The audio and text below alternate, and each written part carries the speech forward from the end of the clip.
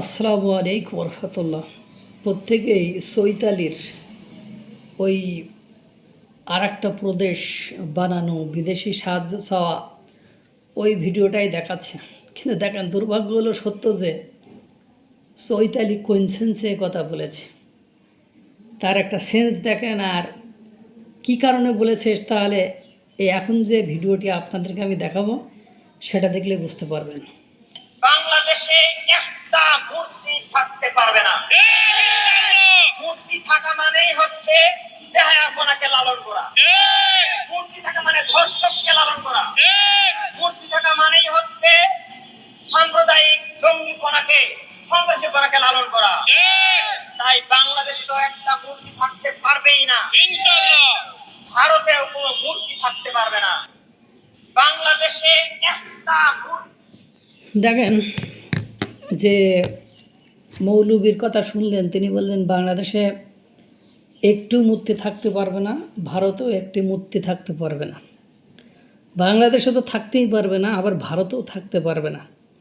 তা দেখেন, শুধু যে চৈতালির কথাটা আপনারা ধরে ষড়যন্ত্রের কথা বলতেছেন, তো এই মাওলানা ইনিও তো বক্তব্য দিয়েছেন সাম্প্রদায়িক দাঙ্গা বা অসাম্প্রদায়িক চিন্তাভাবনা থেকে বেরে সাম্প্রদায়িকতাকে কোথায় নিয়ে যাচ্ছে। তিনি বলছেন মূর্তি থাকা মানে হলো ধর্ষণকে প্রশ্রয় দেওয়া, অন্যায়কে প্রশ্রয় দেওয়া, অর্থাৎ যত রকম নোংরা জিনিস রয়েছে সব কিছুকে প্রশ্রয় দেওয়া। তা আপনি আমি এই ধরনের কথা বলি কেন? এদের ন্যূনতম সেন্স এবং বোধ কাজ করলে এরকম কথা বলতে পারত না। আমরা শুধু আছি অন্যের দোষ ধরা নিয়ে ব্যস্ত, শুধু অন্য দোষ ধরে যাচ্ছি।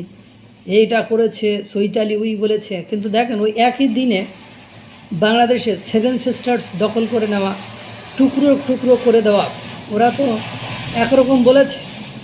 7 সিস্টার্স দখল করে নেওয়া, টুকরো টুকরো করে নেওয়া, তাদেরকে নিয়ে নেওয়া, তাদেরকে হুমকি দেওয়া, অমিত শাহের কুশপুত্তলিকা দাহ করা, নরেন্দ্র মোদীকে অশ্রব্য অকথ্য ভাষায় গালিগালাজ করা, এই ঘটনাগুলো ঘটেছে কিনা? ঘটেছে তো।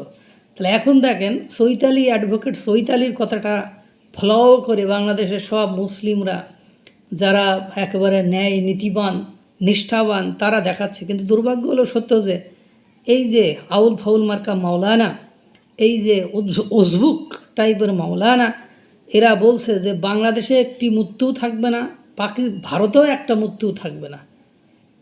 এই ধরনের বক্তব্য দিচ্ছেন। এদের জন্য কি ব্যবস্থা নিয়েছেন? এদেরকে কি হুঁশিয়ারি দিয়েছেন? কোথায় কি থাকবে না থাকবে সেটা সংবিধান দেখবে, সেটা সংসদ দেখবে, সেটা কি জনগণ দেখবে? সেটা জনগণের দেখার দায়িত্ব। জনগণের যদি কোনো কিছু খারাপ লাগে তাহলে তারা আইনি পন্থায় কোর্টে মামলা করবে।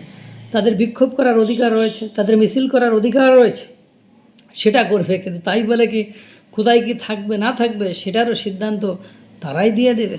বুঝলাম না। শুধু অন্যেরটা নিয়ে বাড়াবাড়ি। দুর্ভাগ্য হলো সত্য যে নিজেরটাকে নিয়ে, নিজের ভুল ত্রুটি, নিজেদের দোষ ত্রুটি নিয়ে আমাদের দেশে কথা হয় না, কথা বলার মতো কেউ নেই।